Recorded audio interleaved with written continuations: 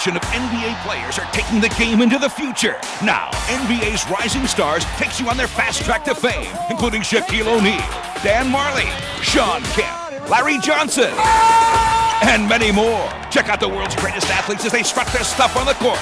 This is what I do when I come down, freak them, come like that. NBA's Rising Stars is available wherever NBA videos are sold. Here's Smith. He can make it.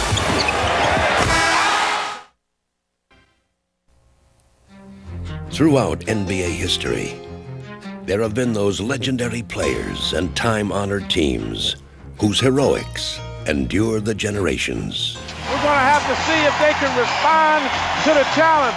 That's what champions do. These are the men who have found the measure of their greatness in their moments of greatest adversity. And you know what that was? That was all blood and guts.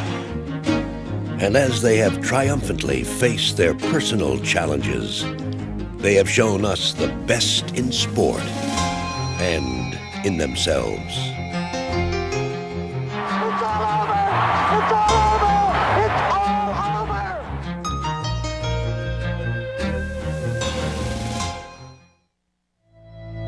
When the New York Knicks began the 1984 season, there was no hint of the adversity that was to come. Their hopes were high, and they rested with their superstar, Bernard King. You know, I was named captain that year. That was really something. It really is. You know, I cried about that because here was a young kid that grew up in Brooklyn, New York. You know, he made it to play for the New York Knickerbockers. Now here he's named captain of the ball club. And that meant I had to take on added responsibility. It was a challenge that he would respond to with a vengeance. Bernard King! You're talking about take charge. He did very, very few things with pizzazz, with fanciness, with a lot of splash. He was like a swooping bird on the fast break. He had that incredible capacity to end the break with a quick dunk, and you would blink because you didn't even see it happen. His release on his post-up were one of the quickest releases ever in the history of the NBA. His spin moves, he had such a repertoire. To me, Bernard King was the most exciting, explosive weapon in the history of the Knicks. He was a guy that took up on leadership during that time. He took all the pressure and put it on himself, and he carried the basketball team. King would carry the Knicks confidently into the postseason. I was hungry to win a title, you know, as every player is hungry to win. And so when we went into the playoffs, you know, I felt that I was going to have to take a greater deal of responsibility and load on my shoulders.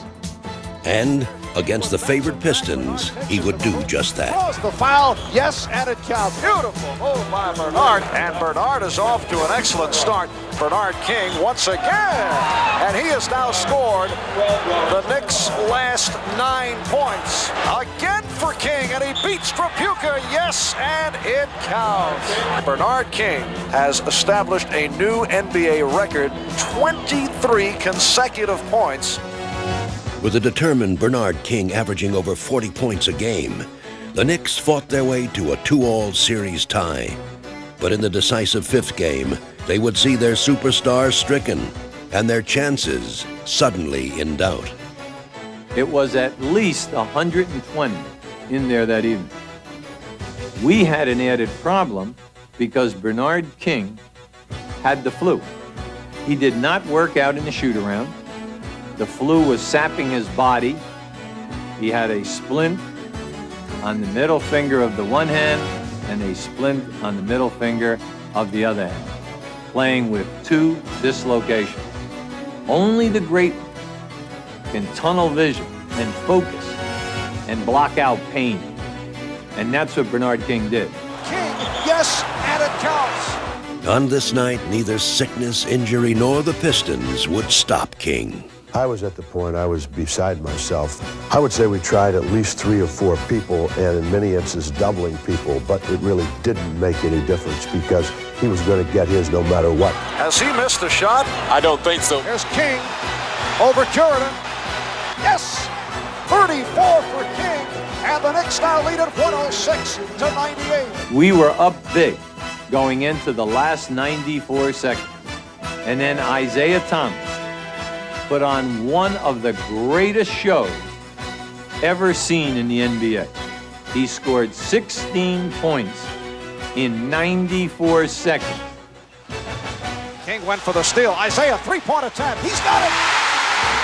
We're tied. As they went into overtime, the Knicks had squandered their lead and their momentum, but they still had King, and that would be enough. Lewis went up with the left hand. King with a sensational rebound. And that could have been the backbreaker right there. Don't ask me how I jumped that high. I don't know. I probably never jumped that high before in my entire career. And I probably won't jump that high again. Had to be about 7 to 8 guys that was in the lane boxing out, jockeying for position, and out of nowhere, it was like Superman just came above the crowd. And he slammed dunked back in. I knew right then we were on our way. And that's it. The New York Knicks have defeated the Detroit Pistons in overtime. As King led his team to victory, Isaiah's heroics became only a footnote to the story of the 1984 playoffs. But by 1988, Isaiah's consistently clutch play had catapulted his Pistons into the NBA elite. Isaiah has basically made the franchise. He's a special person that can, from a mental standpoint, move his game to a new level in a big game situation. The Pistons would follow Isaiah all the way to the 1988 NBA Finals and to a 3-2 lead over the defending champion Lakers. But back in LA, Detroit knew that the toughest test lay ahead. You know, Game 6 for us was do or die because we were going to have a hard time winning Game 7. But as the game began, it was the Lakers who played with desperate urgency. Cooper, now Magic at the three-point line underneath the Scott. Scott scores! Taking a 7-point lead in the third quarter, the Lakers looked to end the game early. Worthy's got it for the slam.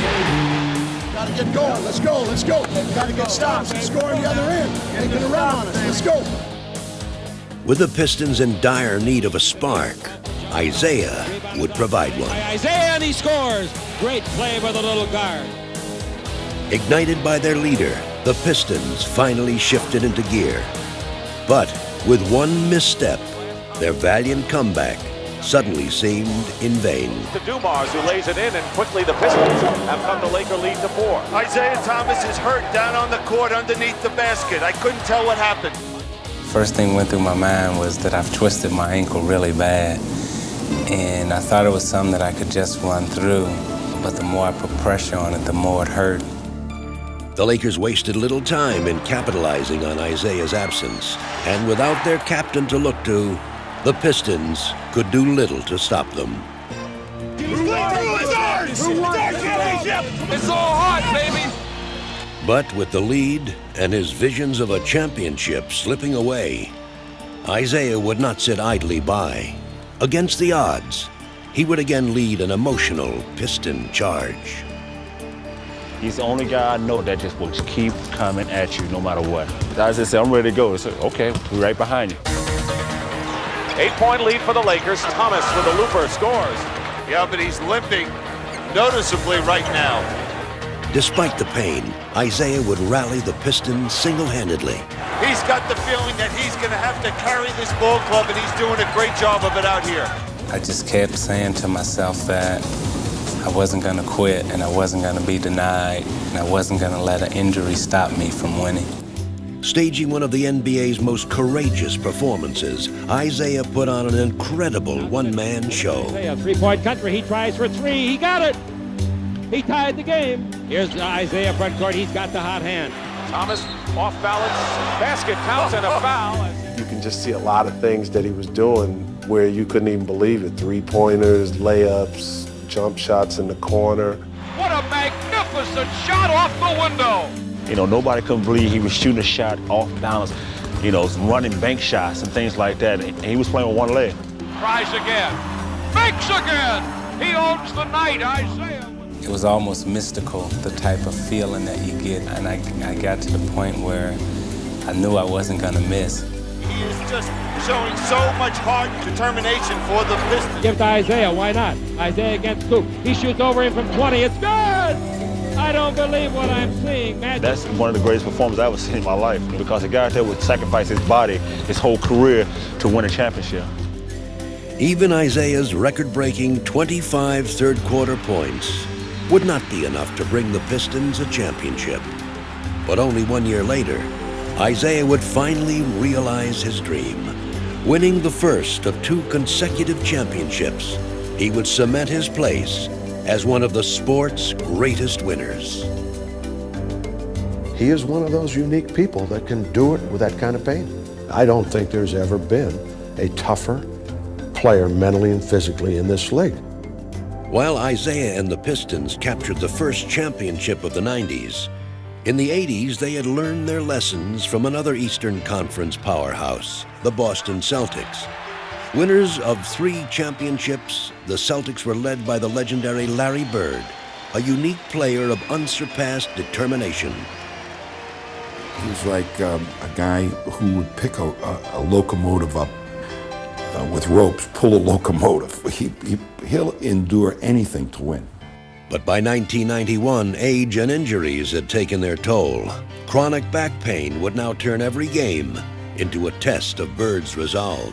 You're sitting there going, man, this guy, there's no way he should play tonight. I mean, there's just no way he should be out there. And off would come the brace, and out he'd go. Despite the pain, Bird carried the Celtics into the playoffs against the upstart Indiana Pacers. Led by Chuck Person, Indiana showed little respect for the Bird legacy or the Celtic tradition. Puts up a 3. He's putting on a show. Go ahead, Chuck. With the series deadlocked at 2 games apiece and the deciding 5th game in Boston Garden, Bird would again take his team's fate into his own hands. Outlet goes to Bird. Bird spots up from 20. Switch! Let's see if they go to Person. There he is. Yes! As Bird reached deep into his arsenal to counter Person's long-range barrage, the Celtics held the game even throughout a bitterly contested first half. But as the second quarter drew to a close, disaster would strike. Knocked away by Samuels. Power shot to recovery. Bird is hurt. Bird is down, and he's hurt. He got rocked to the floor as he was going to get that loose ball. What went through my mind, just hope it wasn't anything too serious. Obviously, he was something wrong with me. Anytime you see Larry Bird walks off the court, something seriously got to be wrong. The suddenly bewildered Celtics were left reeling. And then he lost it to the open floor. And an energized Chuck Person looked to deliver the knockout. They know the leader is not on the floor. Someone needs to step up now for Boston. What the Celtics needed was clear. But at age 34, with an injured back and now a concussion, Bird seemed to have little reason to respond. Except pride. And here comes Larry Bird.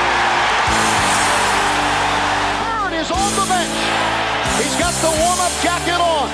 Listen to the crowd. Some guys, they'll dislocate a finger and go ahead and play with it. Some guys can dislocate a finger and be out 6 weeks. But to me, I didn't want some little injury messing up my whole season. Reggie Miller's shot rebounded by Bird, who whips it down the line. And he is back in the ballgame. Bird ahead of the field. In his dramatic return, Bird gave the Celtics new life and added another chapter to his legend. Now he'll take it on that. Wow. No, but Larry Bird is answering the challenge put forth to him, and he's letting it all hang out today. We all jumped on his weak back, and he took us home. Bird with the step on Shrep. Yes! Most players wouldn't even been able to play. And I think it says a lot about the person, to will himself on the court.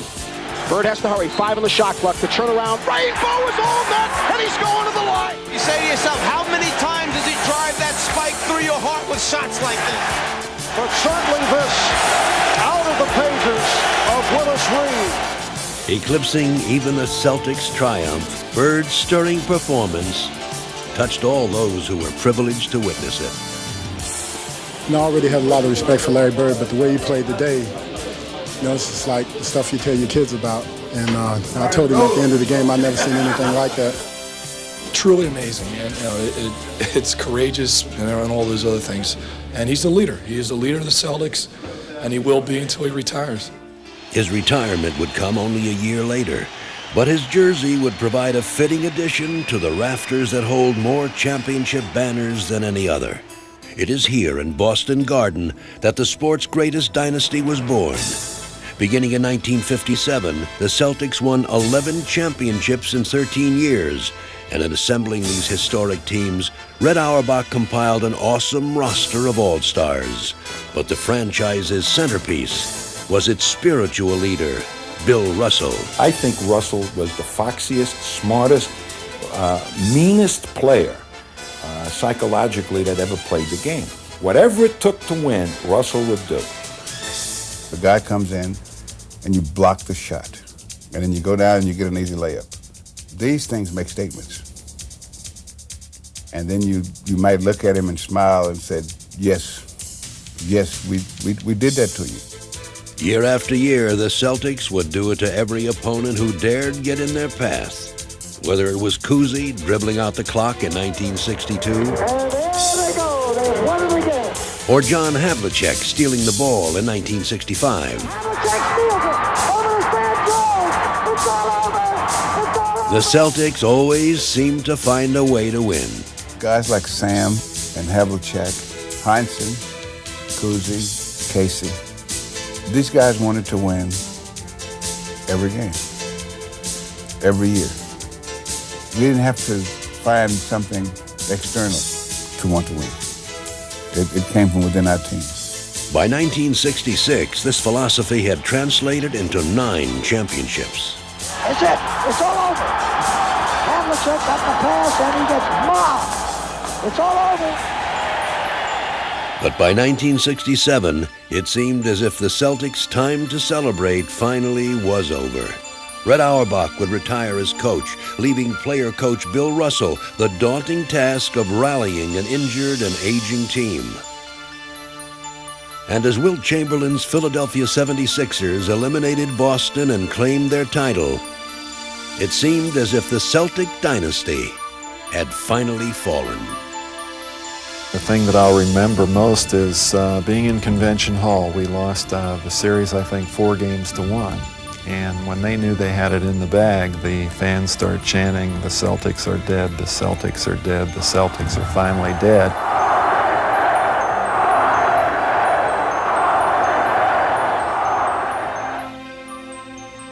Though they would manage to recapture their title in 1968, by 1969, the Celtics did indeed appear to have succumbed to old age. Struggling to a 4th-place finish, they barely qualified for the playoffs. But as Bill Russell prepared for his final postseason run, the Celtics sounded one last call to arms. That was a frustrating year because everyone really figured that the Celtics were finally starting to crumble and we were not even going to be a factor. But once the playoffs started, the whole atmosphere around here changed because we knew that this was the time of year that more or less belonged to the Celtics. Playing with fierce pride, the Celtics outfought the more talented Philadelphia 76ers and outfoxed the younger New York Knicks to again earn a berth in the finals. But with nemesis Wilt Chamberlain, now teamed up with Elgin Baylor and Jerry West, the Celtics faced a Laker team that boasted the top 3 scorers in playoff history. I thought we had the best team. I mean, we felt invincible. I suppose it would be like a heavyweight champion who is 23 years old and knocks everybody out in the 1st or 3rd round. No one can beat us. Taking a 2-0 series lead, the Lakers seemed firmly in control of the series. And even though Boston managed to work some vintage Celtic heroics to tie the series at 3, their chances of winning a decisive 7th game in Los Angeles seemed remote, especially to the Lakers. And there's a piece of paper, and I pick it up, and it's this post-game program. And it goes through the whole thing about when the Lakers win the championship, the USC band will come out and play Happy Days Are Here Again, and the 10,000 balloons will come out, and then there's like 10 cases or 20 cases of champagne will be up in the Forum Club for the celebration. I said, guys, that champagne's gonna be really old by the time it's gonna really be old by the time they drink that to celebrate. The Lakers had badly underestimated the Celtics' resolve. Though clearly undermanned, Boston would match the Laker talent with determination and pride. Playing them even until the waning seconds, Boston would reach back for one last moment of Celtic magic. With Don Nelson's shot, the Celtics capped one of the most incredible playoff runs in NBA history, and fittingly brought to a close its most glorious dynasty. We were able again to run off the floor in front of the 18,000 people and silence them again, and I know that they were stunned that we really played that well that particular game, but having won so many championships, that pride all comes back. Chris, I'm here with Bill Russell. Bill, this must have been a great win for you. Exactly. I was on 11 championship teams, and I wear 2 rings. In 57, the first championship the Celtics ever won, I wear that ring. And in 69, my last year as player coach, I wear that ring.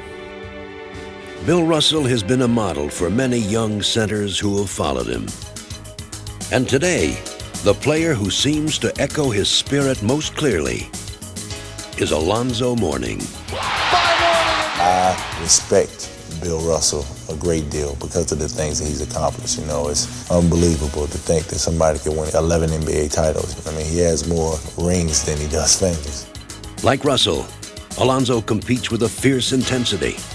And though he has a long way to go to match his idol's accomplishments, from the beginning, the comparisons have been clear. Rechecked it again by Mourning. Did you see that play? It's not too often you find a rookie or some guy who's coming in the league with that type of competitiveness and just really that desire to want to win ball games. Blocked by Mourning again. 5 rejections by Mourning. Mourning, what a foul. I know my talents. I never doubted myself. That's the confidence level that I have. Though only a rookie, he would help lead the Hornets into the playoffs for the first time, where, ironically, he would face Russell's old team, the Celtics. Alonzo amongst 4 Celtics stuffs it. Wow, what a play by Mourning. Boston had that tradition behind them, you know, but we were a young, hungry, up-and-coming ball club, you know, and I knew that, you know, we had the talent level to play against anybody, and that included the Boston Celtics.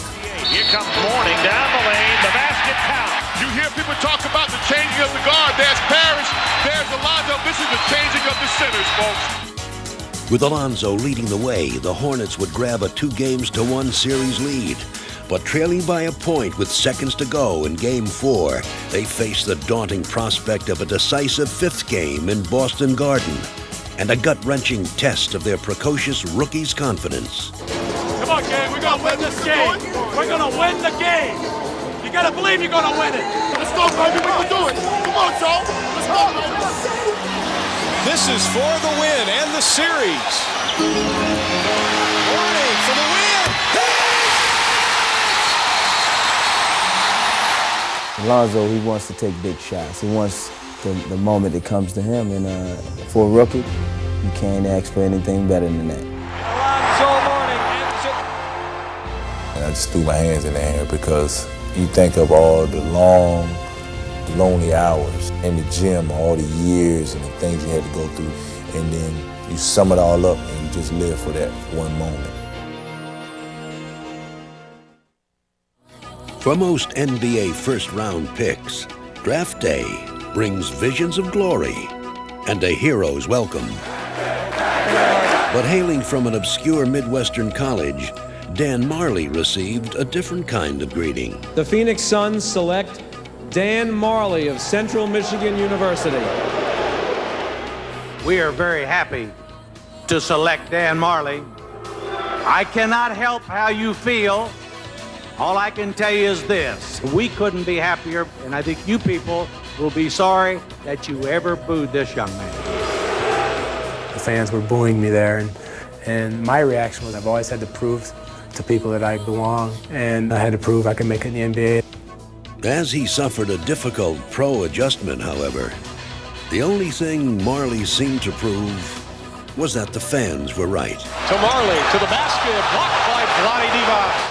But despite the doubts of others, Marley never stopped believing in himself. I've always been a guy who maybe doesn't have as much talent as everybody else. I've had to make sure that I worked harder than anybody else and just do what it takes to win.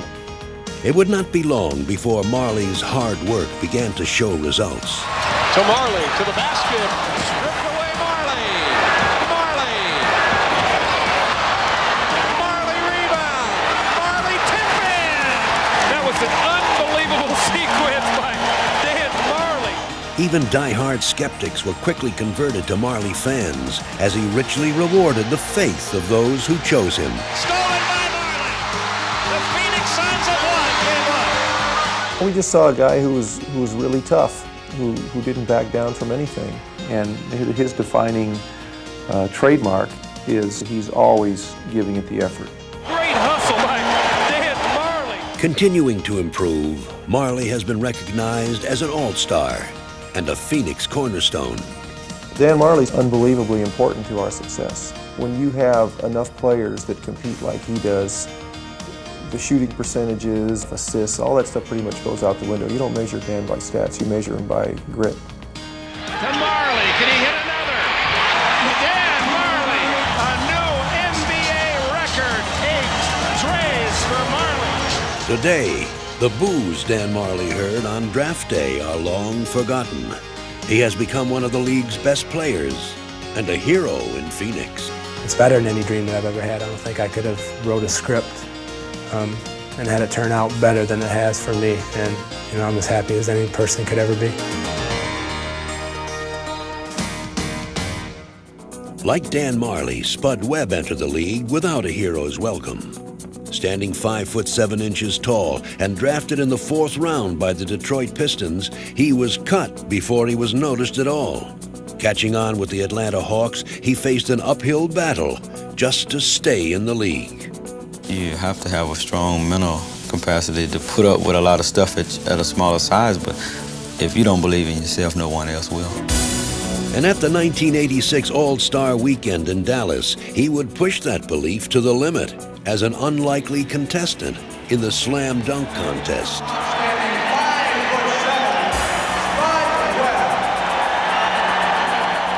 Taking center stage before the game's premier players, he would face off against the league's highest flyers. So this is Dominique, the reigning champion. Stansberry going to be tough to beat that one. This is the man. And there's the flare. Now that was power and flare. Again, here's a guy. Though his taller competitors all seemed better equipped to impress the judges, Spud was undaunted. I didn't know what dunk I was going to do or what I was going to try. I said, well, I've been doing these dunks for 5-6 years, so why not do the same one? And now, Spud's first attempt. Oh, my! 5'7", Spud Webb. Oh, double clutch two-hander. See what Spud comes up with. Oh, yes. Hey, what I tell you? Spud's unexpected brilliance electrified the crowd and captured the imagination of all those who watched him. I mean, he gets so high off the ground, it's like he's going up forever. And now his once confident opponents scrambled to keep up with him. That takes care of Gerald Wilkins, the ruling. But in the finals, he would face his teammate and defending champion Dominique Wilkins in what seemed to be an obvious mismatch. Oh, mercy. But again, Spud would rise to the occasion. A 360 for Spud Webb. Damn, I gotta go out with something more nasty than that. Dominique. It's gotta be a 50 by. He took off the... Oh! The best of the day in my view. Take that, little guy. Dunk after spectacular dunk, Spud would somehow match his superstar teammate. And Spud Webb comes through in the clutch. A 50 for Spud Webb, and a deserved mark for sure. And unexpectedly, it would be Dominique who would falter first. And the judges have awarded Dominique Wilkins a 45. That's incredible. Now, alone on center stage, Spud would add a spectacular ending to one of sport's most unlikely Cinderella stories. Well, fella, you get done, I'm leaving. right, tossing lob, and Rivers. Yes, come on now. Come on. Oh my, that's the cherry on the sundae. Our new slam dunk champion was an incredible upset. Spud Webb. As a team, the Chicago Bulls did not suffer from a lack of size. The obstacle that they faced in their quest for a title came in the form of the Detroit Pistons. And for 3 consecutive seasons, the Bulls suffered bitter playoff elimination at the hands of their tormentors. Here come the Pistons. Oh! Look at the block by Rodman. Bulls throw it away. And the Pistons have now a return trip ticket to the Eastern Conference Finals. This is a team that we didn't like, and they were at a point where we were trying to get. So it was tough to swallow. Again, it's the dirty work. Detroit wants it more at this point. Time is beginning to run out for the Chicago Bulls. They feel like they can beat us at will. This game plays Portland for the NBA title. Michael, you're not doing it today. You ain't gonna do it today. Jordan, Robert, and the Pistons want to make Jordan pay. They do the little things to frustrate us. And the Bulls overreact. Pippen lost his cool. We were in total despair. They had done it to us again. They had beaten us. It's over. The Pistons return to the NBA Finals for the 3rd straight time. As the Bulls readied for their 4th confrontation with the Pistons, it was clear that if their moment of destiny was ever to come, the time was now. As a unit, we knew that this year we were going to have to get by Detroit. I mean, we could make no more excuses. And from the beginning, the urgency of the Bulls' quest was clear. Dumars on Jordan. That's a clear out. Nice. Jordan putting the move on Dumars. The Bulls on fire. And the Bulls executing beautifully now. Aguirre stopped by Purdue. Armstrong for Hodges. Yes. Convincingly taking Game 1, the Bulls sent a message not only to the Pistons, but also to themselves. I think after that first game, I think guys were looking at each other like, hey, we can beat these guys. As Game 2 began, the Bulls dug in and braced for the expected Piston charge. Defense had always been a Detroit staple, but now Chicago prepared to beat them at their own game. Aguirre gets underneath, has a shot blocked by Pippen. Super defensive play by Scotty. Pippen on the drive, left corner Paxson. He comes up shooting. Yes, Johnny Pax. He's slapping the ball away. It's showtime. Get the cameras rolling. There's panic all over the Pistons' faces. Having turned back Detroit's charge, the Bulls now knew that control of the series belonged to them. You know, I felt like that we was going to sweep them. Man, I've said it before the series even ended that we were going to sweep this team. In Games 3 and 4, the Bulls' triumph was complete. Exacting sweet revenge for past defeats, the Bulls dominated every aspect of the game. And now, it was Detroit's turn to taste the bitterness of struggling in vain. We knew we were in the driver's seat when they were reacting out of frustration.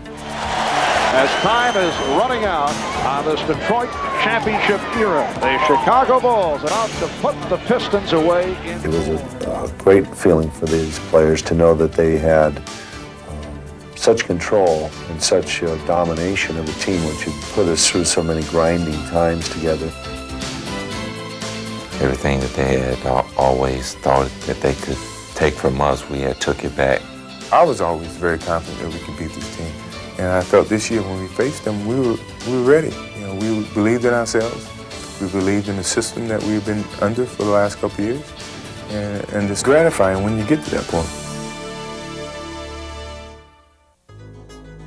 The 1980 championship series looked to be an epic confrontation between Julius Erving's Philadelphia 76ers and Kareem Abdul-Jabbar's Los Angeles Lakers.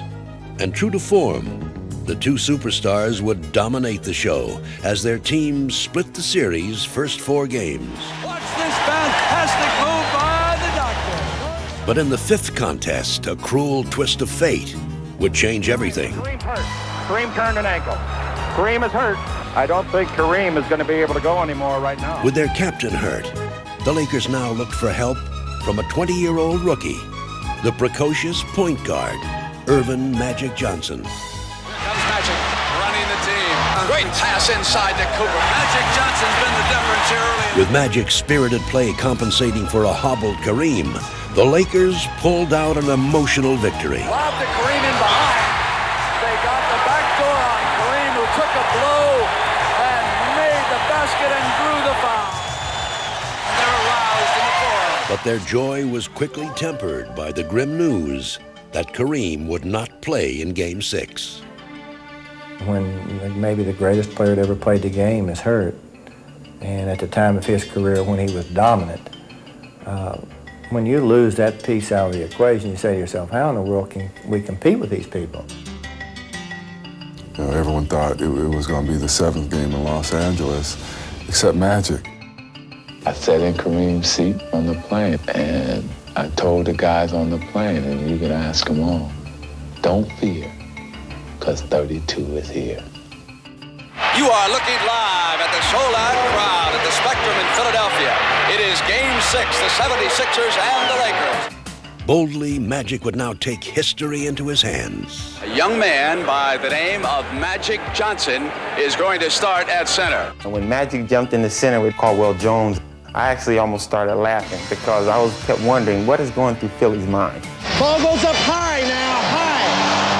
Only 1 season removed from his sophomore year in college, Magic dramatically announced himself as sports' newest superstar as he single-handedly took control of this pivotal contest. Under pressure to the left hand came Johnson that time. Magic's hot, and he knows it. Oh, the rolling hook shot by the young center. Every shot was a big shot. Every rebound was a big rebound. Every pass was a big pass. I think I had lived for the moment like this, and finally I'm caught in it. Magic comes inside, dishes, wants Wilkes, beautiful pass. Is he unbelievable? We played everybody conceivable against him. And here's a guy that, what was he, 20 years old? Here comes the 20-year-old rookie down the middle. Dawkins went to him and scored and sent him to the line. It was his show. He jumped center, and then he went down the low post, and he ended up scoring 42 points, 15 rebounds. Magic dominated the play and became a unstoppable force. The title would belong to the Lakers, but the moment was Magic's, as he celebrated one of the most remarkable individual performances in sports history. It's over, and the most valuable player is Magic Johnson. He starts at center, plays forward and guard, and leads the Los Angeles Lakers to a world championship over Philadelphia without Kareem Abdul-Jabbar. The performance that Magic Johnson put on that night was truly one of the great, great performances. I wish he stayed in school another year. You know, we would have won a championship. You know, that was still today my greatest game probably in the NBA, and it probably always will be. The legend of Magic's inspirational triumph will live forever in history. But perhaps the quintessential story of inspiration belongs to the 1970 New York Knicks, a team not composed of great individuals. They found greatness in their devotion to each other. We knew that none of us would be as strong individually as all of us were together. Practicing teamwork like an art form, the Knicks dissected their opponents and delighted their fans. Standing ovation from the capacity. We had 5 guys that come from different and varied backgrounds. But when we came to play as a team, man, it was something beautiful to watch because the ball really moved around the court. But even on this team of equals, Willis Reed stood alone as its heart and soul. He was the captain and he was the center, and Willis was the main guy. I mean, we all revolved around him, but he was the main man. The Knicks would follow Willis all the way to the finals, where they would face Wilt Chamberlain and the Lakers. For 4 bitterly fought games, Reed would battle Chamberlain to a standstill, and the Knicks would stalemate the series at 2 games apiece. But in the pivotal 5th game, New York would fall victim to an early Laker run, and then to disaster. Triple team falls down. We got a whistle on the play, and Willis is hurt. With Willis falling, so all of our hopes fell. I mean, it was a crushing blow. I thought I was really hurt. Then I laid there for a minute, and then I didn't think I was that hurt. And I tried to get up, and I realized I really was hurt. And I didn't know what was going to happen at that point. I was thinking, well, there goes the championship.